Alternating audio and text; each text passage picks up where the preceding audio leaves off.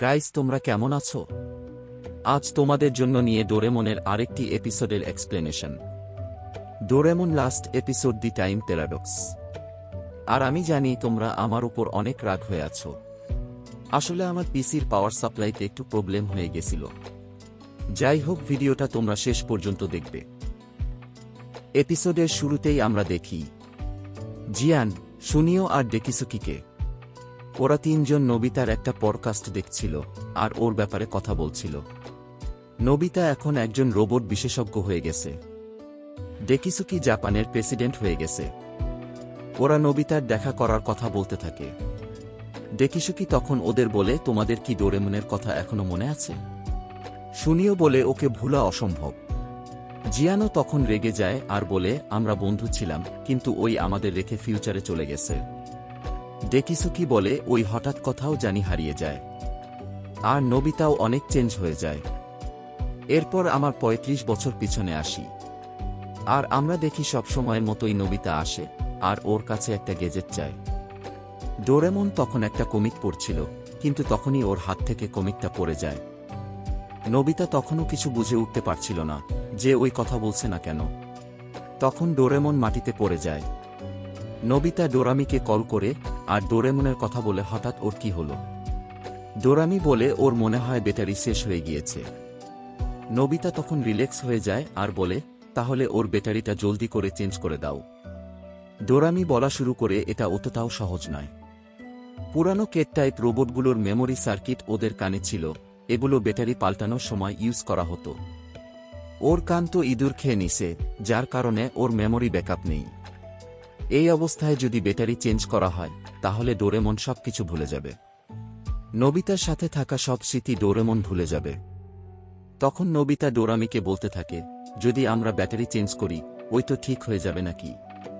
ডোরামি ওকে বলে, ওরা শুধু ইম্পর্ট্যান্ট মেমোরিগুলাই মনে রাখে, বাকি সব ভুলে যায়। নোবিতা ওকে বলে, অনেক হয়েছে, আমি নিজেই ওকে ওই ফ্যাক্টরিতে নিয়ে যাব। ডোরামি দাঁড়াতে বলে, তখনই নোবিতা শক খেয়ে নিচে পড়ে যায়। এরপর ডোরামি বলে, তুমি এখন আর ফিউচারে আসতে পারবে না। ওইখানে জানি কি হয়েছে, আর ডোরামিকেও টাইম পেট্রোল পাস্টে আসতে দিচ্ছে না। এই প্রথম এইসব জিনিস হচ্ছে। তখন নোবিতা বলে, ওই ওর কানগুলো যদি আবারও লাগিয়ে নেয়, তাহলে তো ওর মেমোরিগুলি রয়ে যাবে। ডোরামি বলে, তুমি এটা করতে পারবে না। আর দুইটা চয়েস দেয়, এক ফিউচার ফ্যাক্টরিতে এসে ব্যাটারি চেঞ্জ করো, হয়তো ওর ভাইয়ের মেমোরি চলে যাবে, কিন্তু ওই আবারও ডোরেমনের সাথে থাকতে পারবে। দুই, এরকম কোনো ফিউচার টেকনোলজির জন্য অপেক্ষা করো, যেটা ওকে আবারও নরমাল করে দিবে। এরপর রাত হয়ে যায়। নোবিতার আম্মু ওকে খাবারের জন্য ডাক দেয়। পরে আমরা দেখি নোবিতা ডোরেমনের সাথে একাকী কথা বলছে। ওকে বলে, তোমার কি মনে আছে আমরা যেদিন প্রথম দেখা করেছিলাম? সেদিন নিউ ইয়ার্স ডে ছিল। আমি অনেক অবাক হয়েছিলাম। আমরা কত জায়গায় একসাথে গিয়েছিলাম, ফিউচারে আবার পাস্টে। যখন সবাই আমাকে নিয়ে মজা করত, তুমি আমাকে নিয়ে ভাবতে। ওকে ওদের সব মেমোরির কথা বলতে থাকে। কিন্তু ডোরেমন তো কিছুই বলছিল না। ডোরামি তখন বলতে থাকে, ফিউচারে অবশ্যই এরকম কোনো টেকনোলজি আসবে যেটা ডোরেমনকে আবারও নরমাল করে দিবে। নোবিতা বলে, আমি ওকে ঠিক করব। পরে আমরা দেখি নোবিতা এখন বড় হয়ে গেছে। আর ওই রেজাল্ট দেখতে আসছিল, ওই আসলে ক্লাসে ফার্স্ট হয়েছিল। রেজাল্ট দেখে ওই চলে যেতে থাকে। তখন সিজুকা ওকে পিছের থেকে বলে, তুমি আবারও হাইয়েস্ট স্কোর করেছ। ডেকিসুকিও ওকে কংগ্রেচুলেশন জানায়। নোবিতা বলে, স্কোর দিয়ে আমার কোনো কাজ নেই, আমার শুধু জ্ঞানটা দরকার। সিজুকা বলে, এত প্রেসার নেওয়ার কোনো প্রয়োজন নেই। আমরা অনেকদিন ধরে কোথাও ঘুরতেও যাইনি। কিন্তু আমাদের নোবিতা তখন ওকে না করে দেয় আর ওখান থেকে চলে যায়। ডেকিসুকি পিছের থেকে বলে, নোবিতা অনেক চেঞ্জ হয়ে গেছে। কিন্তু তখন সিজুকা রেগে যায়। ডোরেমনের চলে যাওয়ার পর ওই নিজের উপর অনেক প্রেসার নেওয়া শুরু করে। আমি ওকে বুঝি। আর ওই দৌড়ে নোবিতার কাছে চলে যায়। এরপর আমরা দেখি ওরা তিনজন এখনও এই ব্যাপারে কথা বলছে। ডেকিসুকি বলে, তোমাদের জানা উচিত ডোরেমন এসেছিল আর ওই ফিউচারের সাথে রিলেটেড ছিল। পরে জিয়ান বলে, তোমাদের কি মনে আছে আমরা যখন ছোট ছিলাম কত কিছু করতাম?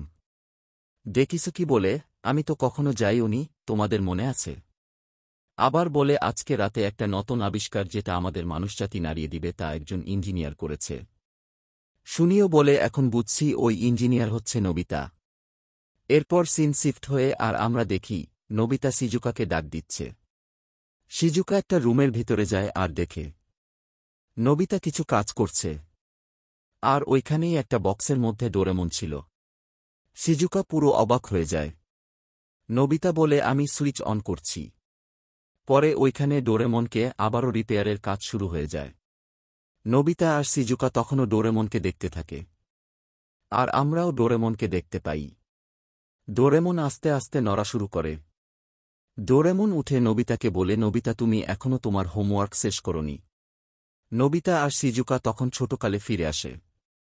নোবিতা কান্না করতে করতে ডোরেমনকে জড়িয়ে ধরে। তো এপিসোডটা এভাবেই শেষ হয়ে যায়। এপিসোডটা আসলে ফ্যানমেড, কিন্তু এর কাহিনীটা আমার কাছে ভালো লেগেছে, তাই এটাকে নিয়ে ভিডিও করা। যাই হোক, ভালো লাগলে অবশ্যই জানাবে, ভিডিওটাকে লাইক করবে, আমার চ্যানেলটাকে সাবস্ক্রাইব করতে ভুলবে না।